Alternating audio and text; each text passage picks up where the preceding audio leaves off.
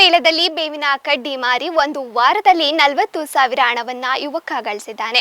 ಪ್ರಯಾಗ್ರಾಜ್ನಲ್ಲಿ ನಡೆಯುತ್ತಿರುವ ಕುಂಭಮೇಳಕ್ಕೆ ಸಂಬಂಧಿಸಿದ ಸಾಕಷ್ಟು ವಿಡಿಯೋಗಳು ಸೋಷಿಯಲ್ ಮೀಡಿಯಾದಲ್ಲಿ ಹರಿದಾಡ್ತವೆ. ಇದೀಗ ಇಲ್ಲೇ ಒಂದು ವಿಡಿಯೋ ವೈರಲ್ ಆಗಿದ್ದು, ಯುವಕನೊಬ್ಬ ₹1 ಹೂಡಿಕೆ ಇಲ್ಲದೆ ಹಲ್ಲು ಉಜ್ಜುವ ಬೇವಿನ ಕಡ್ಡಿಯನ್ನ ಮಾರಾಟ ಮಾಡಿ ಕೇವಲ ಒಂದೇ ವಾರದಲ್ಲಿ ಬರೋಬ್ಬರಿ 40,000 ಹಣವನ್ನ ಗಳಿಸಿದ್ದಾನೆ. ಇದೆಲ್ಲ ನನ್ನ ಗರ್ಲ್ ಫ್ರೆಂಡ್ ಐಡಿಯಾ, ಈ ಯಶಸ್ಸಿಗೆ ಆಕೆಯೇ ಕಾರಣ ಎಂದು ಹೇಳಿಕೊಂಡಿದ್ದು, ಯುವಕನ ಈ ಮಾತಿಗೆ ನೆಟ್ಟಿಗರು ಫುಲ್ ಫಿದಾ ಆಗಿದ್ದಾರೆ. ಗಂಗಾ, ಯಮುನಾ ಮತ್ತು ಸರಸ್ವತಿ ನದಿಗಳು ಸಂಗಮಿಸುವ ಈ ಪವಿತ್ರ ಸ್ಥಳದಲ್ಲಿ ತೀರ್ಥ ಸ್ನಾನವನ್ನ ಮಾಡಲು ಪ್ರತಿನಿತ್ಯ ಲಕ್ಷಾಂತರ ಭಕ್ತರು, ಯಾತ್ರಿಕರು ಇಲ್ಲಿಗೆ ಭೇಟಿಯನ್ನ ನೀಡುತ್ತಿದ್ದಾರೆ.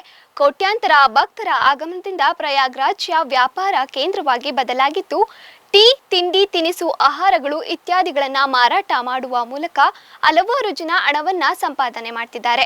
ಅದೇ ರೀತಿ ಇಲ್ಲೊಬ್ಬ ಯುವಕ ₹1 ಹೂಡಿಕೆ ಇಲ್ಲದೆ ಕುಂಭಮೇಳದಲ್ಲಿ ಹಲ್ಲು ಉಜ್ಜುವ ಬೇವಿನ ಕಡ್ಡಿಯನ್ನ ಮಾರಾಟ ಮಾಡಿ ಕೇವಲ ಒಂದೇ ವಾರದಲ್ಲಿ ಬರೋಬ್ಬರಿ 40,000 ಹಣವನ್ನ ಗಳಿಸಿದ್ದಾನೆ.